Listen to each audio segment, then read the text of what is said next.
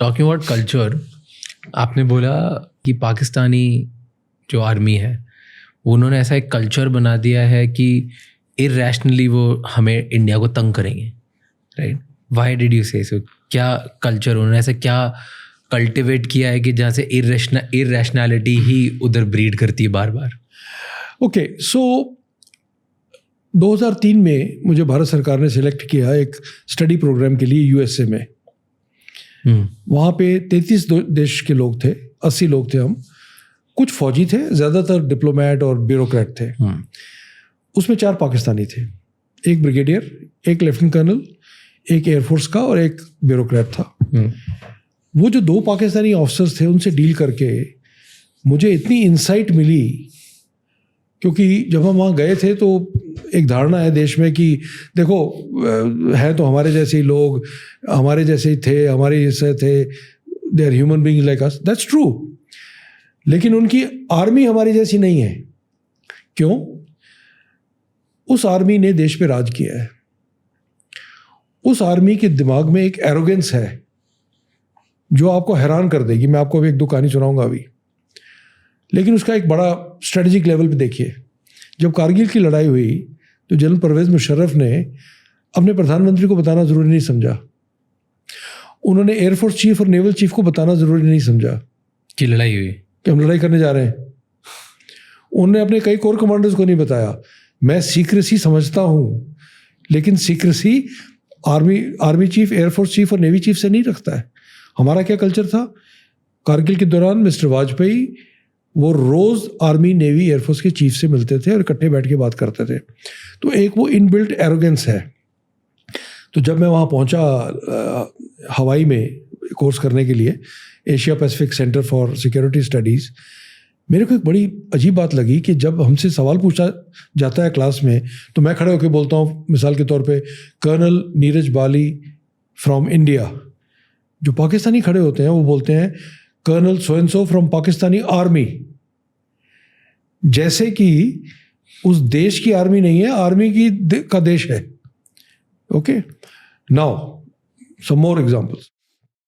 उनके एक ब्रिगेडियर साहब थे, नाम नहीं लेना चाहता क्योंकि he was very fond of me. वो मुझे एक दिन कहने लगे तुमने देश में क्या बनाया सिस्टम यार? हाँ, तुम लोगों ने एक पराक्रम किया, पूरी फौज को बॉर्डर पे ले आए, हमें धमकियां दी, फिर कुछ नहीं किया, फिर चले गए। तो तुम लोगों ने अपने प्राइम मिनिस्टर को नहीं बोला कि ये क्या तमाशा है?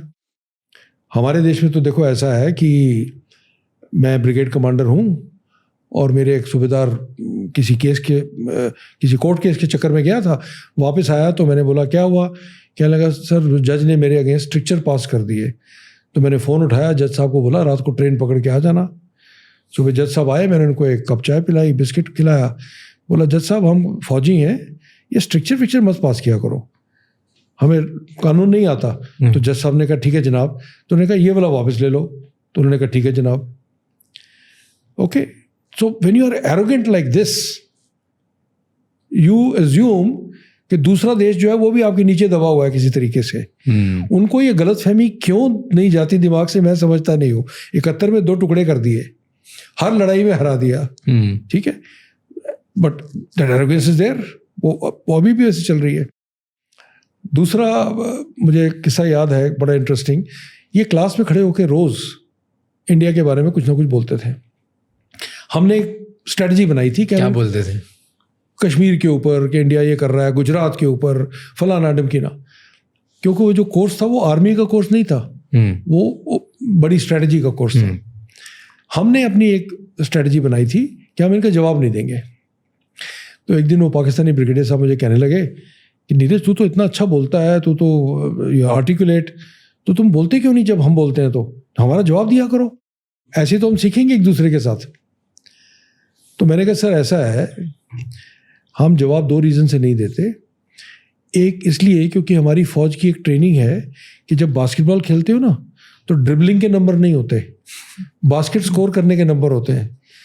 तो ये रोज़ रोज़ जो आप ड्रिबलिंग कर रहे हो, आपको क्या लग रहा है आप पेंटागन का माइंड चेंज कर रहे हो? अच्छा, दूसरा कारण क्या है? मैंने कहा दूसरा कारण ये है कि आपने देखा है कि कुछ मुल्क ऐसे हैं जिनका रोज़ क्रिटिसिज्म होता है यहाँ पे। America is a leading example, और वो कभी जवाब नहीं देते। When you are a powerful country you don't have to reply everything. जैसे तुम अपने आप को अमेरिका जैसा समझते हो। खैर ये था। बट वन डे जवाब दिया कि हाँ समझते हैं। हाँ समझते हैं। One day I had to give a reply because class में खड़े होकर उन्होंने कुछ ज़्यादा बोल दिया। एक बोला कि देखिए हमारे नेबरिंग देश में क्या हो रहा है, अपने आप को सेकुलर बोलते हैं, और देखिए गुजरात में क्या किया उन्होंने मुस्लिम्स के साथ। एक ये पॉइंट बोला। दूसरा ये बोला कि कश्मीर में भारतीय सेना जो है वो भागने के लिए तैयार है, और ये सच्चाई हम जानते हैं। तीसरी बात ये बोली कि हम चाहते हैं कि कश्मीर का मसला मल्टीलैटरल तरीके से सॉल्व हो, अमेरिकन को इन्वॉल्व किया जाए, पर इंडियन डरते हैं। वो कहते हैं नहीं, हम आपस में बात करेंगे और किसी को इन्वॉल्व नहीं करेंगे। और चौथी चीज़ ये बोली कि हमारी तो आर्मी बड़ी छोटी है, इंडिया चाहे तो हमारे को ओवररन कर सकता है, इसलिए हमें न्यूक्लियर बॉम्ब चाहिए। इंडिया को न्यूक्लियर बॉम्ब क्यों चाहिए?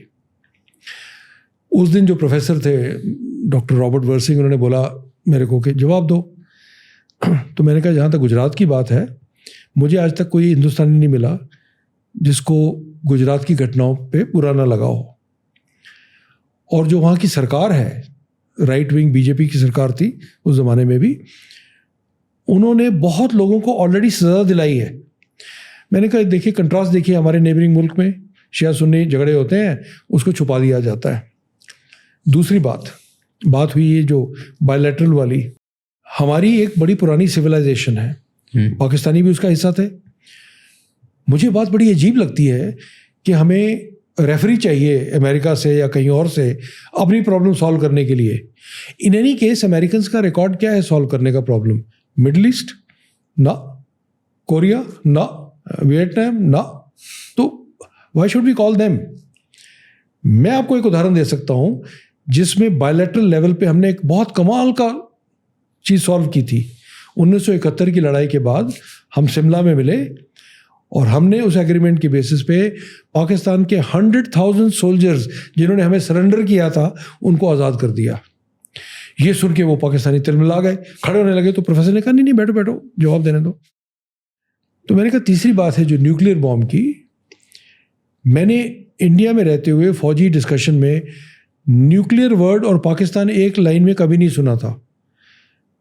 हमें पाकिस्तान से डील करने के लिए न्यूक्लियर बॉम्ब क्यों चाहिए?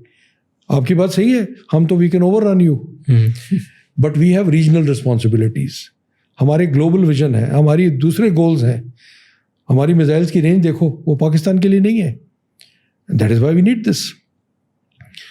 तो they wanted to answer but the professor didn't allow them. तो बाद में कॉफ़ी ब्रेक हुई तो ब्रिगेडियर साहब मेरे पास आए, कहने लगे थोड़ा बैकफुट पे डाल दिया आज तुमने हमें।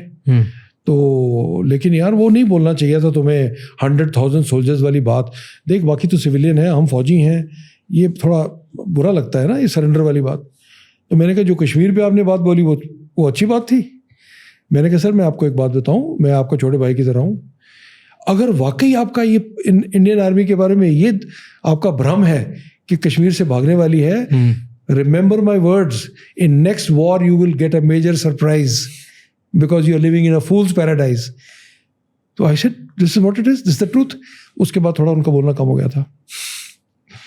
So you feel कि वहाँ पर पूरी आर्मी, पाकिस्तानी आर्मी एंड जितने वहाँ पे लोग ज्वाइन करते हैं वो इस भ्रम में रहते हैं कि वो लोग ज़्यादा पावरफुल है? देखिए कि इंडिया उनसे डरता है या वो कभी भी कंट्रोल कर सकते हैं बिकॉज उनकी कंट्री में उनका बहुत कंट्रोल चलता है। उनको ये गलतफहमी ज़रूर है, लेकिन मुझे नहीं लगता कि दिल में किसी को ये लगता होगा कि इंडिया डरता है। वो तो सवाल ही पैदा नहीं होता। You look at even YouTube videos today, Pakistani आते हैं, देखते हैं क्या देश है, तो वो बात तो ख़त्म हो चुकी है। ये अभी गिदड़ भभकी वाली बात है अब तो, और कुछ नहीं है। बाय द वे एक और बड़ा इंटरेस्टिंग किस्सा था। तो जब ये 3 महीने ख़त्म हुए तो एक बड़ी पार्टी हुई जिसमें सभी देशों के लोगों को अपना ड्रेस पहननी थी और अपना खाना बनाना था। तो हम 4 लोग थे, हम खाना बनाने में तो नौसिखिया थे, पर चलो हमने बना दिया चना भटूरा। और ड्रेस हमने, किसी ने अपना कुर्ता पजामा पहना, किसी ने कुछ पहना, मैंने उसमें पठान सूट पहन लिया। तो स्टेज पे जब हम खड़े थे तो पाकिस्तानी ब्रिगेडियर ने माइक लेके सबके सामने अंग्रेजी में बोला कि मैं एक सवाल पूछना चाहता हूँ कर्नल बाली से, वो पठान सूट में है, ये पठान सूट भारत में कब से उनकी ड्रेस बन गई, वो कहाँ पहनते हैं भारत में? मैंने माइक लिया, मैंने बोला कश्मीर में, पूरे कश्मीर में। ये हमारा देश है। तो बहुत लोग हंसे उस बात पे। और थैंक यू सो मच ये क्लिप एंड तक देखने के लिए। अगर आपको और भी ऐसी क्लिप्स देखनी है तो राज शमानी क्लिप्स चैनल को सब्सक्राइब कर लीजिए।